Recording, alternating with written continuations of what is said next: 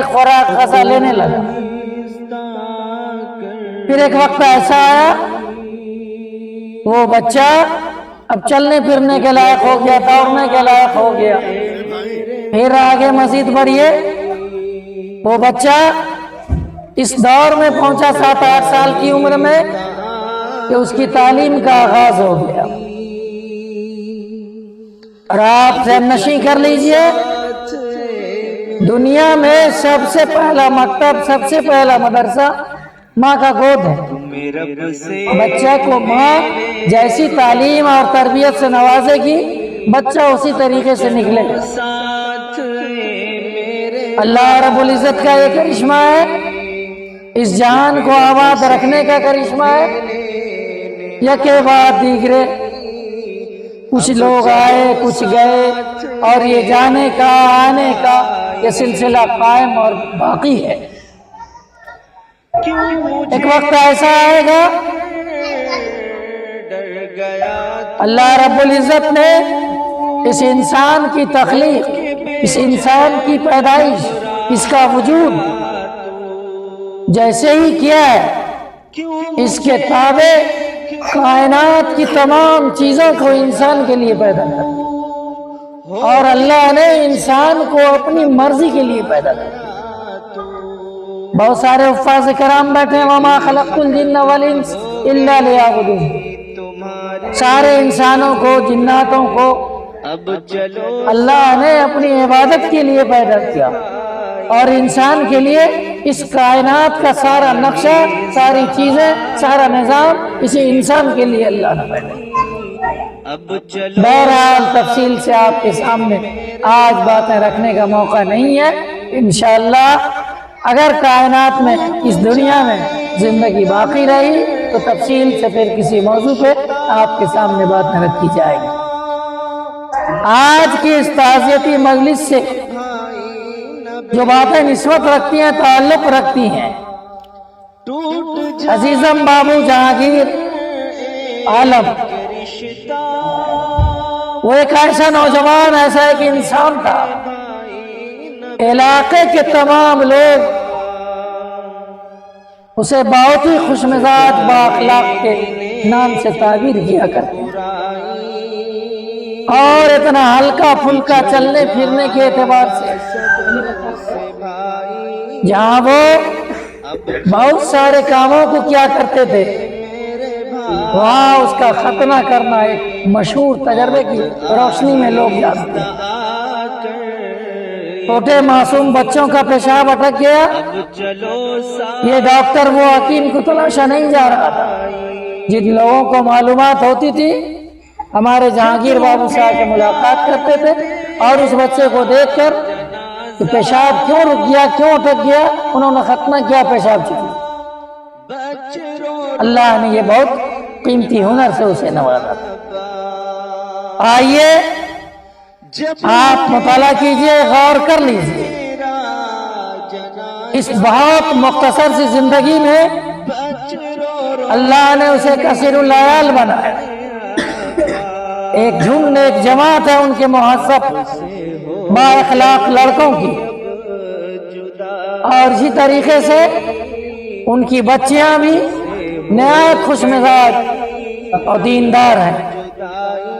میں آپ سے یہ عرض کرنا چاہوں گا، میں نے خود اپنی زندگی میں جہانگیر بابو کے کسی بچے کو کسی سے بد کلامی کرتے ہوئے نہیں دیکھا، اور سخت کلامی کرتے ہوئے نہیں دیکھا۔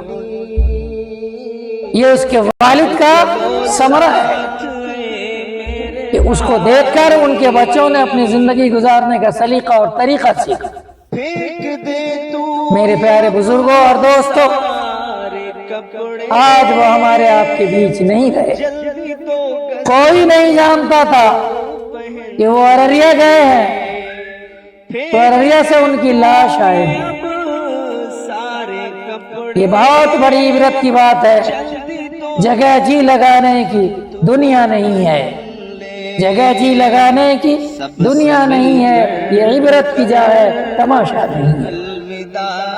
ایسی موت سے جو اچانک رونما ہو رہی ہے، واقع ہو رہی ہے، ایکسیڈنٹل اور حادثاتی موت ہو رہے ہیں، آپ کا ہمارا فرض ہے ایسی موت سے ہم سبق سیکھیں، عبرت حاصل کریں۔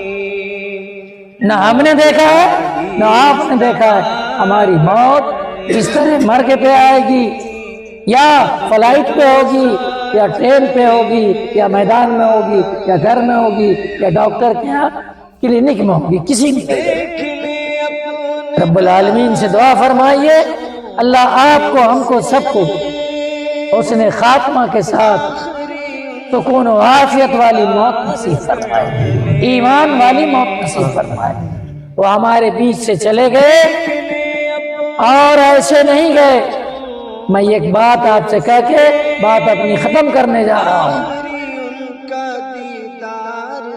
50 اور 55 کی عمر تقریباً ان کی رہی ہوگی میرے اندازے کے مطابق۔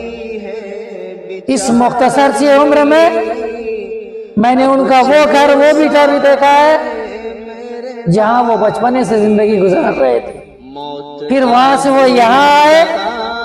آج آپ دیکھ لیجئے یہ کتنا بڑا محل ہے، اور اس کے پیچھے کی جائیداد اور زمین ہے۔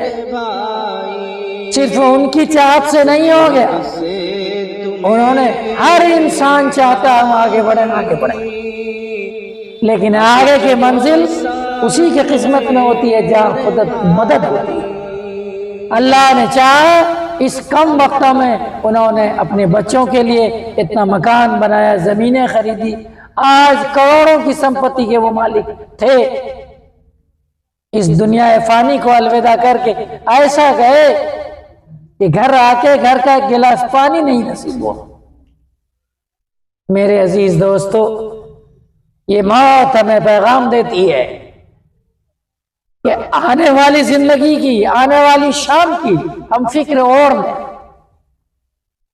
ہم آپسی لین دین میں کسی کا حق دبا کے نہ جائیں، ہم مظلوم بن کے چلے جائیں یہ اچھا ہے، لیکن ظالم بن کے ہم نہ جائیں۔ میرے عزیز دوستو، باتیں بڑی مختصر سی لمبی سی تھی، صرف ایک چھوٹا سا 2-3 منٹ کا ایک واقعہ سنیے پھر دعا کریں گے۔ ایک بادشاہ وقت تھا، اس کے پاس تہہ خانہ ایک بنا ہوا تھا، جس تہہ خانے میں ہیرا اور موتی جواہرات رکھے ہوئے تھے۔